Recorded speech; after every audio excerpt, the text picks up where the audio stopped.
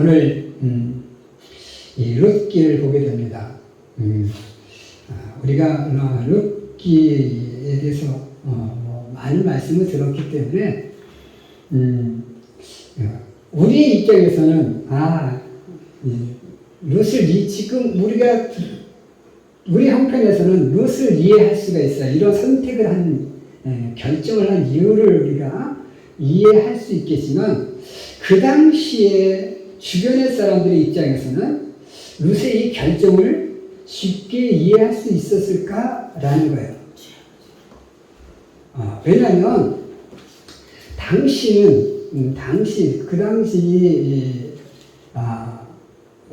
룻이 살던 이 시대에는 그 남자가 없이 지금 여자 둘만 남아있잖아요. 나오미하고 룻만 남아있는데 이 과부들만 남아있는 이 집안에는 기업이 상속이 되지 않습니다. 여자들에게는 기업이 상속이 되지 않아요. 남편이 가지고 있었던 그 땅이 남편이 죽어버리고 자녀가 아들 둘이 다 죽어버렸고 과부만 남았기 때문에 그 땅들은 그 친족 중에서 남자가 있는 집으로 물질이 넘어가게 돼 있고 이 과부들에게는 그 땅이 없어요. 그런 상황 속에서 이제 다시 모압으로 왔던 이 두 여자가 이제 이스라엘로 들어가면 거기서는 아무런 자기네들 기업이 없어서 정말 힘들게 살아갈 수밖에 없는 그런 상황인 거죠. 그런 어찌 보면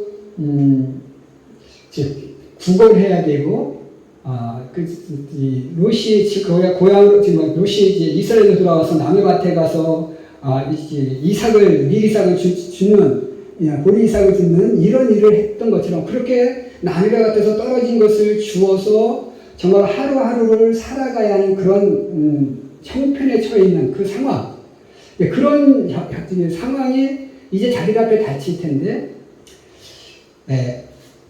이 룻의 부모, 또 룻의 친척, 또 룻의 친구들, 그리고 룻의 고향의 사람들, 이런 사람들이 야, 너 왜 왜 고생을 사서 해? 이렇게 이야기할 수 있었을 거라는 거죠. 그러니까 동서 오르반은 어때요? 상황 판단해 보니까 내가 거기 가면 너무나 고생이 심할 것 같아. 그래서 어떻게 해요? 다시 모압으로 돌아가잖아. 그런데 이 룻만큼은 끝까지 따르겠다라는 이런 결정을 하는데 정말 이해하기 힘든 그런 결정인 거죠. 그리고 룻은 이제 이스라엘로 돌아가면 그의 삶은 정말 파란만장한 수렁 속에 빠진 것 같은 그런 삶이 될 수밖에 없다라는 거예요. 정말 진흙탕 속에서 빠져서 허덕허덕이면서 살아가야 하는 그의 뻔한 한날을 바라보면서 그는 그 결정을 하고 있어요. 자기의 인생이 엄청 힘들 것이라는 것을, 자기의 인생이 수렁에 빠져들어간다는 것을 알면서도 그는 그 결정을 하고 있다는 거예요. 왜 그 결정을 그는 할 수 있었을까?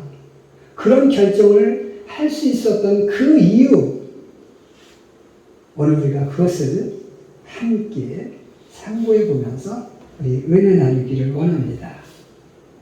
첫 번째로 그는 정말 절망적인 상황 속에서 참 진리를 발견했기 때문이다라는 겁니다. 자,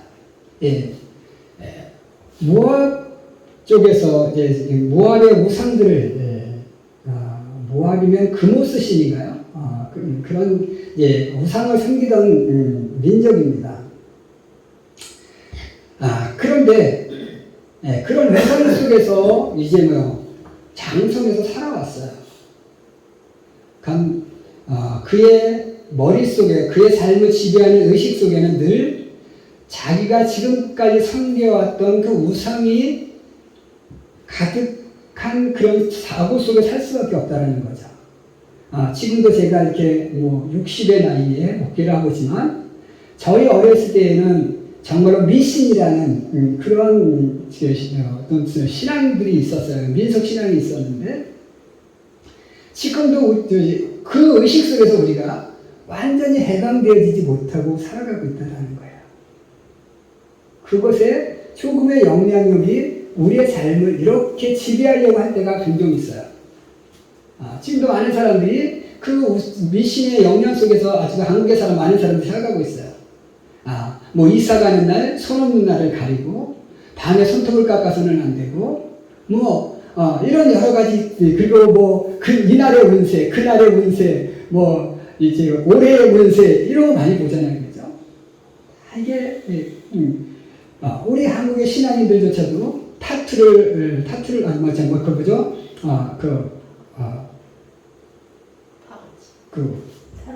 타로. 그거를 하고, 또 미스터리 점쟁이한테 가서 그 점을 보기도 하고, 많은 걸 해요. 왜 그럴까라는 거예요. 그러니까 우리가 신앙을 가졌지만, 그런 우리의 삶 속에서 우리의 민족의 정서를 지배하는 그 신앙 속에서 벗어나는 게 그렇게 쉽지 않다라는 거예요. 그런데 오늘 룻도 그렇게 우상에 찌들어 살았다라는 거예요. 결혼할 나이까지 돼서. 자, 그런데 그는 오늘 뭐요? 자기가 살아왔던, 지금까지 섬겨왔던 그 신을 버리고, 어떻게 해요? 과감하게 정말 여호와 하나님을 선택했다라는 거죠. 그런데 선택하는 배경이, 내가 막 복 받을 때 개정하는 것은, 그럴 수 있으시죠. 당연히 내가 축복받고 있는 상황이니까 개정하는 건 이해할 수 있어요. 근데 지금 이 룻은 어때요? 엘리멜렉과 나오미가 말론과 기론이라는 두 아들을 데리고 모압으로 넘어옵니다.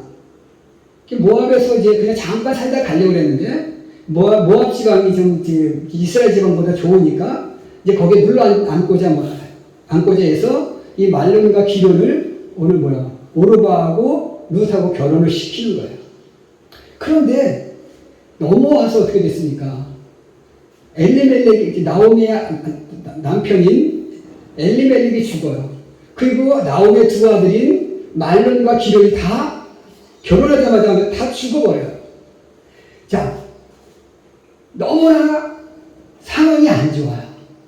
우리 막 일이 안 되면 어때요? 내가 이 상황이 안 좋을 때는 하나님 앞에도 원망하고, 그죠? 내가 믿는 신을 불신하게 되는 그런 상황이 생기잖아요, 그죠? 정말 하나님이 살아계신 거야? 정말 하나님이 있는 거야? 이렇게 생각할 텐데, 자, 지금 이 룻은 어때요? 이방 모압 신을 섬기다가 이제 하나님을 믿는 사람들이 왔는데, 그래서 거기랑 결혼했는데 보니까 이 하나님 믿는 여호와 하나님을 믿는 이 신을 믿는 사람들이 이게 모든 게 폭삭 망하는 거야. 이게 정말 진짜 쫄딱 망하는 거야. 그럴 때 정말 여호와 하나님이 있는 거야? 이렇게 생각할 수 있었다라는 거예요. 그런데 그런 절망적인 상황 속에서 오늘 이 룻은 누구를 선택해요? 자기 신을 여지까지 섬겨왔던 그 신을 선택하는 게 아니라 여호와, 정말 자기의 삶을 정말 폭삭 망가뜨린, 저 밑바닥까지 자신의 인생을 끌어내는 그 신을 선택하겠다고 지금 하고 있는 거예요. 그렇게 선택할 수 있었던 이유는 뭐냐면, 그의 삶 속에서 정말 자신의 삶을 이렇게 끌어내리지만 그래도 그 하나님이 참 하나님이다 라는 것을 그는 깨달았을 거라는 거예요. 그렇기 때문에 그걸 선택할 수 있는 거지, 그렇지 않으면 어때요? 선택을 할 수 없는 거예요. 지난주에도 스패포드라는 분이 내 평생 가는 길, 절망적인 상황이잖아요. 정말로 아들 죽었어요, 내 딸 죽었어요, 자신의 재산이 다 불에 타서 소멸됐어요. 절망적인 순간이잖아요. 그런 속에서도 하나님을 계속 선택해서 나갈 수 있었던 이유는 뭐예요? 그 하나님이 정말 참 하나님인 것을 마음속에 깨달았기 때문에 그런 선택을 할 수 있었던 거죠. 오늘 룻도 그거예요. 정말 모든 것이 상황이 안 좋아요. 모든 것이 절망적이에요. 모든 것이 정말로 최악이에요. 하지만 그 최악으로 이끌어가는 그 과정 속에서도 그는 뭐요? 자기가 지금까지 믿어왔던 그 신이 참신이 아니라 정말로 나오미가 믿는 그 시어머니가 믿는 그 하나님이 참 하나님이 되기 때문에 내가 어머니를 따를 것이고 어머니가 믿는 그 하나님이 나의 하나님이 될 것이라고 고백할 수 있었다라는 것입니다. 그래서 오늘 우리가 정말 최악의 상황 속에서 우리가 참 진리를 발견할 수 있어야 되고 그 한때 참진리 되시는 그 하나님을 이렇게 정말 따르겠노라고 고백하게 될 때 어때요? 이 룻은 정말 그의 삶을 모든 사람들이 볼 때 정말 수렁 속으로 빠져들어간 삶이었지만 그의 삶은 어때요? 이제 그리스도의 계보에 들어가는 다윗의 증조모가 되는 그러한 정말로 축복을 얻게 되는 것을 보게 됩니다. 오늘 우리가 절망 속에 참 진리를 발견한 이 룻처럼 오늘 우리도 절망 속에서 참 진리 되신 하나님을 발견하고 그 하나님을 따름으로 말미암아 우리의 인생을 정말 수렁 속에서 꽃을 피울 수 있는 그런 우리 귀한 성도들이 될 수 있기를 주님의 이름으로 간절히 축원해 드립니다. 두 번째로 오늘 나오미가 그런 결정을 할 수 있었던 룻이 그런 결정을 할 수 있었던 두 번째 이유는 좌절하지 않는 굳은 믿음을 간직했기 때문입니다. 오늘 우리가 18절에 보면 나오미가 룻의 자기와 함께 가기로 굳게 결심함을 보고 그에게 말하기를 그쳤다라고 이렇게 말하고 있는 것을 봅니다. 그는 정말로 그의 결심은 굳었다라는 거예요. 정말 좌절할 수 있었어요. 낙심할 수 있었어요. 내 인생은 왜 이런 거야? 정말 내 인생은 왜 이렇게 꼬이는 거야? 이렇게 고백할 수 있었어요. 그리고요, 이 나오미는, 룻은 어디 여자? 모압 여자예요. 이방인입니다. 유대인들은 선민의식이 강해요. 그리고 신명기 23장 3절에 보면 신명기서의 율법에 이렇게 기록이 되어 있습니다. 암몬 사람과 모압 사람은 여호와의 총회에 들어오지 못하리니 그들에게 속한 자는 10대뿐 아니라 영원히 총회에 들어오지 못하리라 이렇게 말씀이 되어 있습니다. 그러니까 모압 사람과 암몬 사람은 영원히 이스라엘 민족이 되어질 수 없다라고 못 박아놓은 거예요. 그러니까 지금 이 룻은 누구요? 모압. 영원히 하나님의 총회에 들어올 수 없는 사람이에요. 근데 그가 어디로 가려고 해요? 이스라엘로 가려고 해요. 그러면 어떻게 될까요? 굉장한 차별을 받을 수 있다는 거예요. 우리도 요즘도 우리 한국 사람들이 미국 같은 데 가면 어때요? 많이 멸시받잖아요. 그죠? 인간차별 받잖아요. 인종차별 받아요. 또 외국에서는 흑인들 우리나라는 어때요? 태국 쪽에 이런 베트남 이런 쪽에 온 사람들 보면 우리가 어때요? 많은 인종차별을 해요.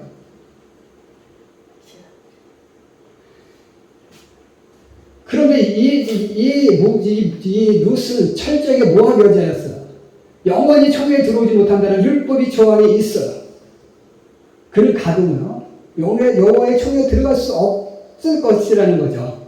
못 박혀 있으니까. 그런데 어때요? 그런 사실을 알았는지 몰랐는지 모르지만 그는 그래도 갑니다. 그리고 그렇게 갈 수 있었던 것은 뭘까요? 그는 자기가 깨달은 자기가 만난 그 하나님, 나오미를 통해서 만난 그 하나님이 참 하나님을 믿었고, 그래서 그는 정말로 그 절망적인 상황 속에 정말로 내가 이스라엘로 가도 어찌 보면 모압 여자로서 철저하게 인종차별을 당할 수 있을 것이라는 사실을 알면서도 그는 그곳에 갈 수 있었어요. 그런데 어떻게 됩니까? 가서 보아스를 만나게 되고요. 보아스하고 결혼해서 누구를 낳아요? 오벳을 낳습니다. 오벳은 누구를 낳습니까? 이새를 낳습니다. 이새는 누구를 낳습니까? 다윗을 낳습니다. 자, 그렇다면 오늘 암몬 사람과 모압 사람은 영원히 총에 들어오지 못하리라는 이 말씀은 어찌 보면 그냥 딱 못 박아서 정말 인종적으로 못 들어온다는 말씀이 아닌 것 같아요. 이 말씀은 신앙을 이야기하는 것일 것 같아요. 그러니까 모압의 신을 섬기는 사람, 그렇게 그들의 신에 속한 사람은 영원히 하나님의 총에 들어오지 못해요. 근데 이 룻은 어때요? 그 신을 버리고 여호와 하나님을 선택했기 때문에 그는 다윗의 가문에 속하게 되고, 그리고 뭐요? 그는 또 다윗의 가문을 통해서 어디 누구에게도 돌아가요? 그리스도 예수님의 족보에 들어가는 그런 축복을 얻게 되는 거예요. 마태복음에 보면 예수님의 족보에 5명의 여자가 나옵니다. 그 5명의 여자는 누구냐면 마태복음 1장 3절에 보면 다말이라는 여자가 나옵니다. 다말이라는 여자가 나오고요. 그 다음에 5절에 보면 기생 라합이 나오죠. 여리고성에 기생 라합이 나오고요. 그 다음에 오늘 룻이 나오고요. 그 다음에 1장 6절에서 우리아의 아내 밧세바가 나오고요. 그 다음에 1장 16절에서 이제 예수님의 어머니 마리아가 나옵니다. 예수님 족보에 5명의 여자가 등장하는데 그 5명의 여자 안에 들어가는 축복을 받은 사람이 누구예요? 오늘 이 룻이라는 모압 여인 룻입니다. 그가 이렇게 정말 예수님의 족보에 들어갈 수 있었던 그 축복은 바로 무엇이냐? 정말로 좌절하지 않는, 좌절할 수 있는 상황 속에서도 좌절하지 않고, 낙심할 수 있는 상황 속에서도 낙심하지 않고, 절망할 수 있는 상황 속에서도 절망하지 않고, 정말로 굳센 믿음을 가지고 정말 그 믿음을 따라 살았기에 그는 이런 놀라운 축복을 받았던 것을 기억하면서 오늘 우리도 정말로 어떠한 상황 속에 있을지라도 좌절하거나 낙심하지 말고 정말로 참진리 되신 하나님을 쫓아감으로 말미암아 우리의 삶이 지금 수렁 속에 빠진 것 같은 삶일지라도 그 수렁 속에서 정말 아름다운 꽃을 피울 수 있는 우리의 삶이 될 수 있기를 주님의 이름으로 간절히 축원해 드립니다. 마지막 3번째로 정말로 수렁 속에서 꽃을 피울 수 있었던 이 룻의 삶은 3번째 이유는 뭐냐면 최선의 삶을 위해 순종했기 때문이다라는 겁니다. 자, 오늘 이 룻은 이제 이스라엘로 돌아가죠. 이스라엘로 돌아가서 그의 삶은 어떤 삶을 살아갑니까? 가서 보니까 먹을 게 없잖아요. 땅이 없으니 농사 지을 수 없습니다. 그래서 할 수 있는 것은 유일하게 뭐냐면 남들이 추수를 하고 추수가 끝난 다음에 모든 사람들이 단을 걷어간 다음에 거기에 떨어진 이삭을 줍는 일이었어요. 자, 저도 어렸을 때 이렇게 이제 벼농사가 끝난 다음에 벼이삭을 주스러 다녔습니다. 논으로 저희는 학교 끝나고 나면 자루 하나 들고 벼이삭을 주스러 다녀요. 하루 종일 주는 건 아니었지만 그래도 한 3-4시간 주스러 다니면 많은 것은 아니어도 그래도 한두 대 정도 넘게 주실 수 있었어요. 자, 이 여인이 하루 종일 준다 쳐도 얼마나 죽겠어요, 그죠? 자기만 죽는 게 아니잖아요, 그죠? 나만 죽는 게 아니에요. 그 당시에 많은 과부, 많은 고아들이 있었다는 거죠. 그 많은 과부, 많은 고아들은 뭐예요? 모두 다 먹을 것이 없어요. 그들은 다 이렇게 남의 농사 짓고 난 다음에 그 땅에 가서 이삭을 주어야만 했다는 거죠. 그저 정말로 주기도문에서처럼 일용할 양식을 구하기 위해서 그들은 아침부터 저녁까지 발품을 팔아야 했다는 거예요. 그런 삶을 그는 살았어요. 시어머니 나오미를 모시기 위해서. 그 여인은 뭐야? 그냥 모압에서 남아있었으면 다른 남자와 재혼할 수 있었고 정말 편안한 삶을 살 수 있었을 수 있었어요. 그럼에도 불구하고 뭐예요? 그는 그런 삶을 선택하지 않고 편안한 삶을 선택하지 않고 힘든 삶을 선택해서 그리고 그 속에서 뭐예요? 시어머니를 모시기 위해서 최선의 정말 순종을 했고요. 그리고 시어머니 말에 또 철저히 순종을 합니다. 네, 이제 보리쌀을 주워 와서 보니까 너 어디서 주웠니? 어느 밭에 가서 주웠습니다. 그러니까 자기 친족 중인 거예요.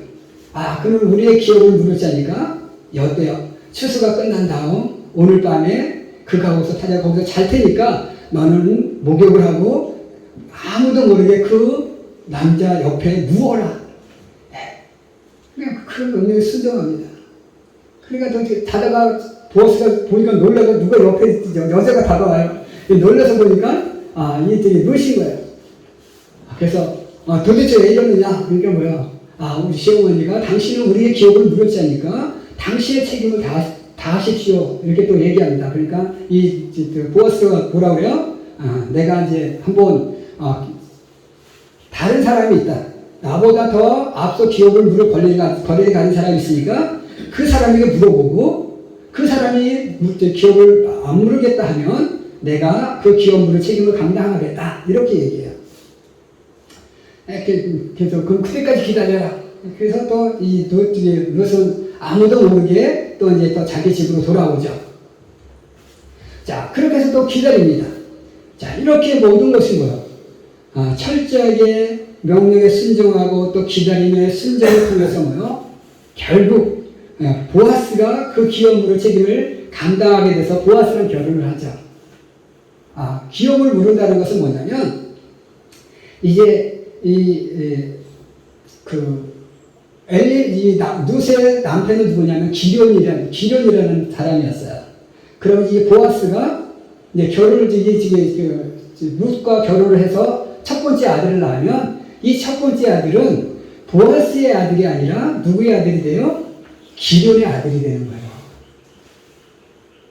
그래서 기련의 아들이 돼서 그 아들에게 이제 그 엘리멜렉이 가졌던 그 땅이 누구에게 가게 되는 거예요? 이제 보아스와 룻의 사이에서 난 오벳에게 이제 그 기업이 무너지게 되는 거죠. 자, 이렇게 이제 그러니까 이제 그 땅을 찾아주기 위해서 뭐요? 많은 또 물질이 또 필요하겠죠. 여러 가지 재산상의 손해가 있어요. 그러니까 이제 첫 번째 기업 물을 사람이 뭐요? 나는 못하겠다. 내 재산에 손해가 있을 것 같아서 난 못하겠다. 이렇게 해서 이제 보아스가 감당하게 되고 보아스가 이제 그 책임을 감당하게 되는 거죠. 자, 이렇게 그런 모든 것을 정말로 순조롭게 이루어낼 수 있었던 것은 뭐예요? 그리고 이 여인이 또 그리타 다윗의 족보에 들어가게 되고 또 이스라엘 총회에 들어가게 되고 또 그리스도의 계보에 들어갈 수 있었던 이런 놀라운 축복들은 다 무엇을 통해서 정말로 자기가 처한 상황 속에서 정말 무엇이 최선의 삶인지를 알았고 정말 그 최선의 삶을 위해서 그는 철저한 순종의 삶을 살았기 때문에 그런 놀라운 결과를 얻어낼 수 있었다는 거예요. 오늘 우리의 삶 속에서 우리도 여러 가지 정말로 어려운 상황이 있을 때 내가 이것을 선택해야 될지 저것을 선택해야 될지 선택의 기로에 처해 있을 수 있다는 거죠. 그 속에서 무엇이 최선인지 우리는 그것을 찾아내야 되고 그 최선의 삶을 위해서 우리는 순종하는 삶을 살 때 우리는 우리의 절망적인 상황 속에서 우리의 인생의 꽃을 피워낼 수 있다는 겁니다. 저희가 정말 이 아담을 선택할 때에도 많은 사람들이 반대했어요. 정말로 첫째 정말로 그 누구도 거들떠보지 않았고 그랬지만 정말로 우리의 믿음의 선택이 지금까지 여기를 이끌어왔고 정말 하나님의 아름다운 은혜를 바라보며 살 수 있는 것처럼 정말로 처음에는 힘들지만 우리가 그 처한 상황 속에서 힘들고 어렵지만 그 속에서 우리가 최선의 삶을 위해 아름다운 순종을 하게 될 때 우리의 삶을 하나님께서 우리의 삶을 아름답게 꽃피워 주실 줄 믿습니다. 이러한 축복 속에 정말 수렁에서 꽃을 피우는 우리 귀한 성도들의 삶이 될 수 있기를 주님의 이름으로 간절히 축원해 드립니다. 기도하겠습니다.